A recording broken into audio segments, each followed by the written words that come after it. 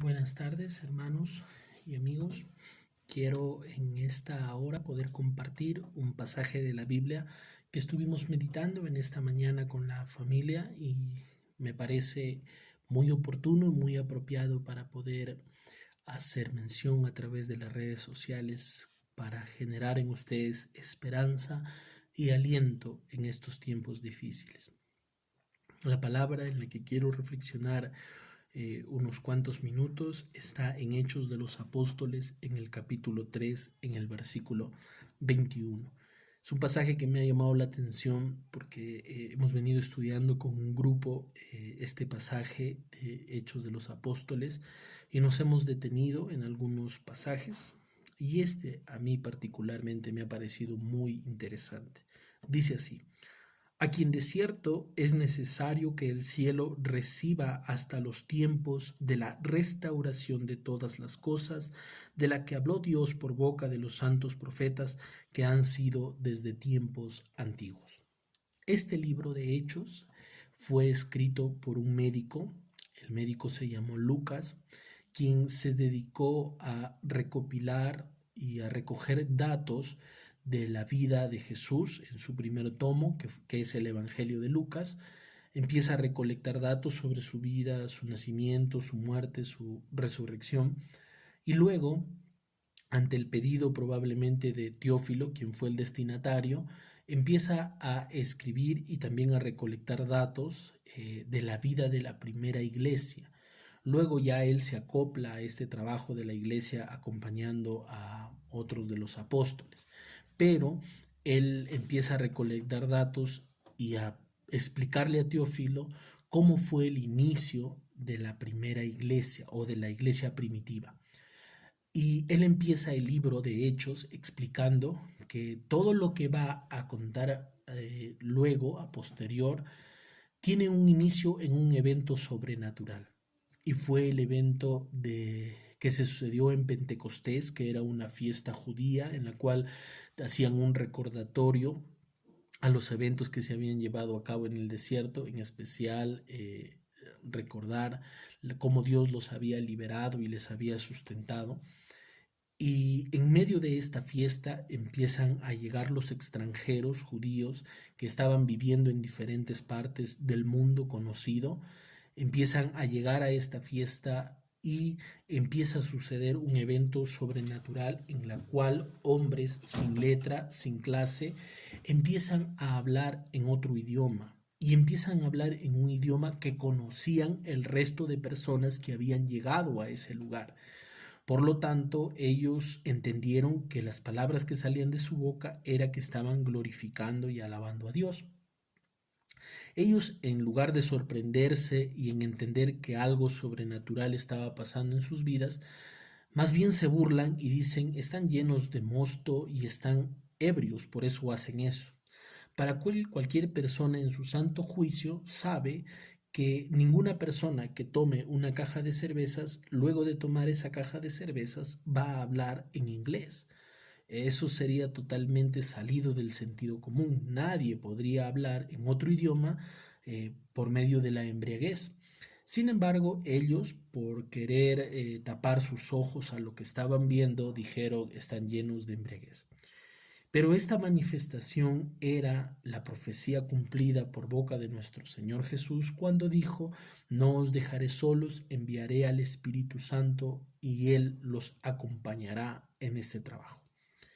Entonces, la primera esperanza que tenemos nosotros es que, como inicia Lucas esta carta explicando que la iglesia tuvo una base, un fundamento, un origen especial, es por eso que no va a ser destruida.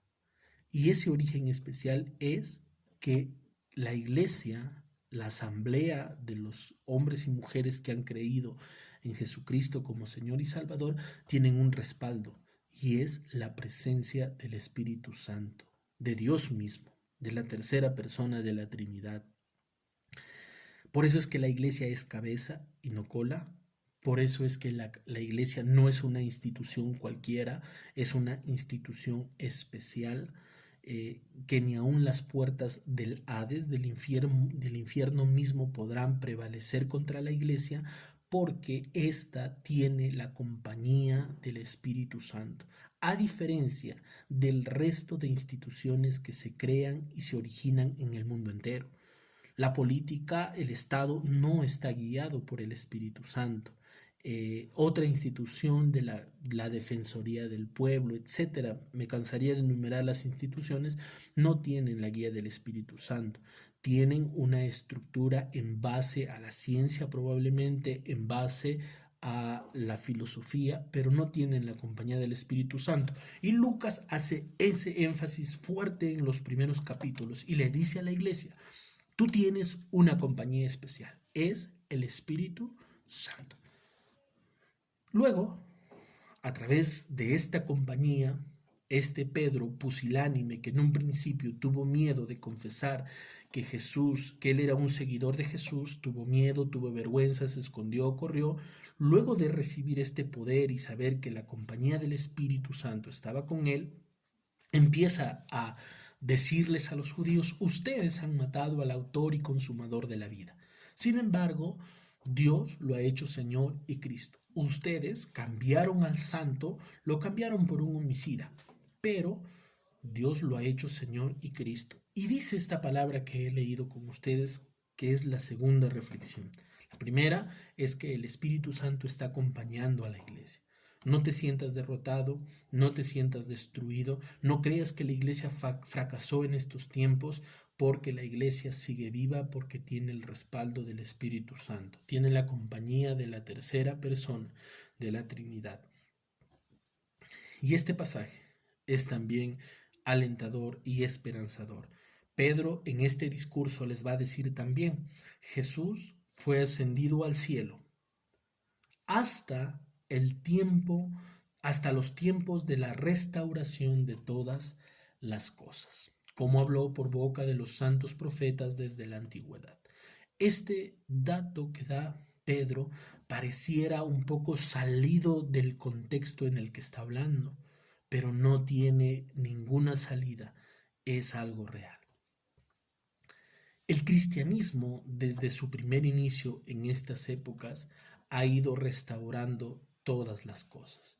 Restauró movimientos filosóficos ateos, como es el caso de Atenas, cuando Pablo llega a Atenas y le dice a todos los atenienses que la infinidad de dioses que ellos tenían, se había escapado un Dios el cual es por encima de todos, y les empieza a hablar. Restauró la filosofía, el pensamiento de aquellos hombres atenienses de aquellas épocas. Restauró familias como la del carcelero, restauró vidas como el caso de muchos magos que había en aquella época, de aquellas viudas que estaban sufriendo. Y vemos infinidad de milagros que sucedieron en aquellas épocas, muertos que volvieron a la vida, cojos que empezaban a saltar, ciegos que empezaban a ver. Vemos todos esos sinfín de eventos que empezaron a acontecer. Y esos eventos significan la restauración de todas las cosas.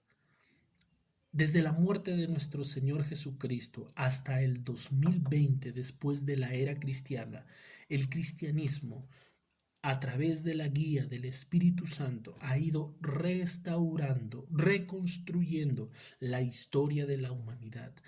Y hoy no es la excepción. Hoy, en estas épocas en las que vivimos, el Espíritu Santo, a través de su iglesia, sigue restaurando y reconstruyendo. Y nosotros, los que hemos heredado a través de los apóstoles, a través de la palabra de Dios, que hemos heredado esta idea de que Jesús es Señor y Cristo, seguimos creyendo de que el mundo va en constante camino hacia la restauración, va en constante camino hacia la extensión del reino de Dios. Y en vez de que menos personas vayan creyendo, más personas van creyendo en el mundo entero que Jesucristo es Señor.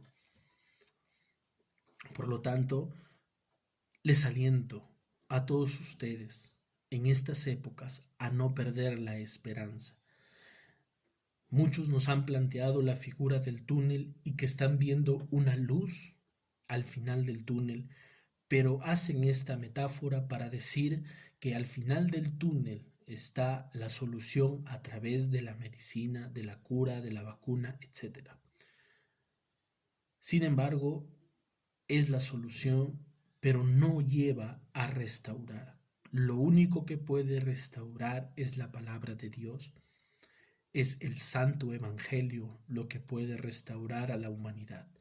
El mensaje de paz, el mensaje de buena noticia para la humanidad, que Cristo es Señor y Rey.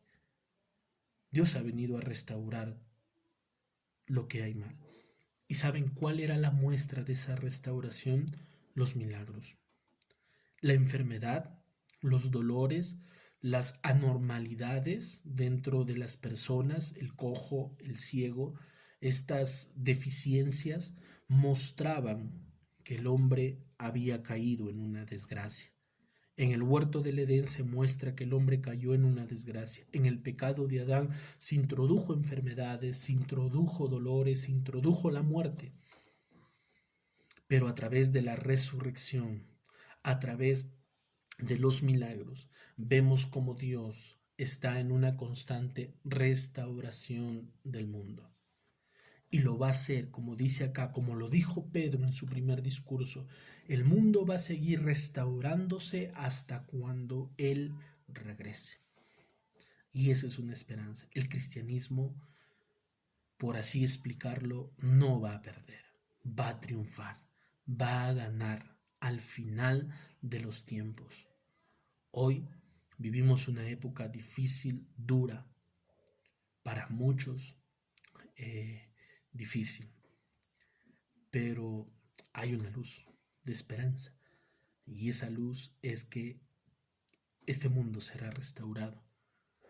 Este mundo, todas las cosas en este mundo serán restauradas. No lo sabemos cómo, aún hay un poco de duda en predecir lo que va a acontecer.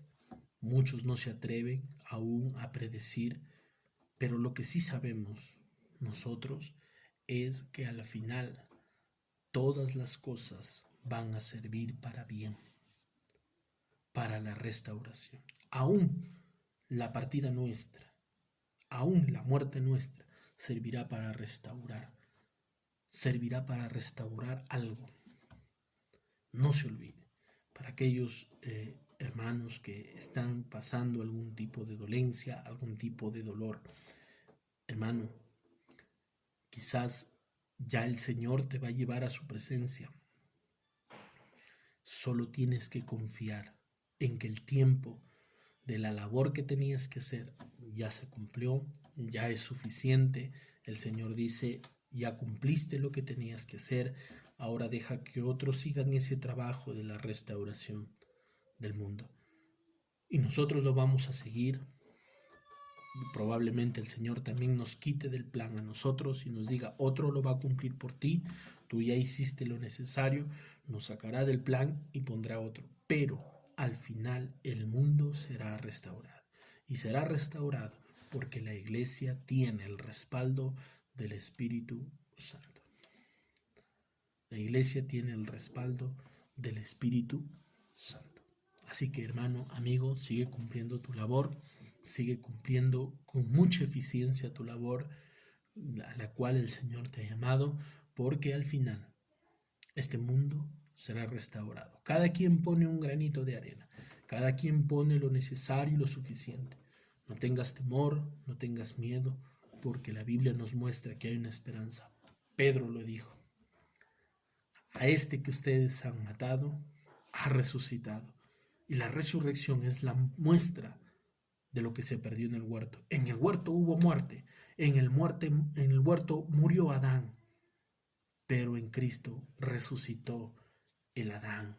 El postrer Adán resucitó y por eso nosotros no hablamos de muerte, no pensamos de muerte, pensamos de resurrección. Y la muerte es para nosotros el lapso en el cual nos vamos a encontrar para la resurrección de los muertos. Así que ánimo, hermanos, sigamos adelante, perseverando en los caminos del Señor y recordando que pronto todas las cosas serán restauradas. Amén. Así sea.